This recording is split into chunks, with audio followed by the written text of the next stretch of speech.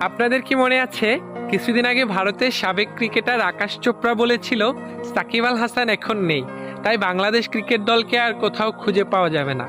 বর্তমান বাংলাদেশ ক্রিকেট দলের অবস্থা দেখে আমার অনেকটা আকাশ চোপড়ার কথা মনে পড়তেছে। সাম্প্রতিক সময়ে জিম্বাবুয়ের কাছে টেস্টে হেরে গিয়েছে বাংলাদেশ। এর চাইতে লজ্জার আর কি কিছু হতে পারে?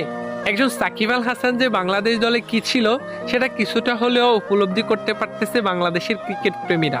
যখনই প্রতিপক্ষ বড় রানের পার্টনারশিপ করত, তখনই বল হাতে ব্রেক থ্রু এনে দিত সাকিব আল হাসান। দলের প্রয়োজনে করতেন বিধ্বংসী ব্যাটিং। হয়তো বাংলাদেশ ক্রিকেট টিম ভবিষ্যতে অনেক ভালো খেলবে, তবে একজন সাকিব আল হাসানের শূন্যতা কখনোই পূরণ করতে পারবে না। সাকিব আল হাসান একজনই ছিল, একজনই আছে, আর ভবিষ্যতেও একজনই থাকবে। আপনি মানেন আর না মানেন, সাকিব আল হাসান বাংলাদেশের সর্বকালের সেরা ক্রিকেটার।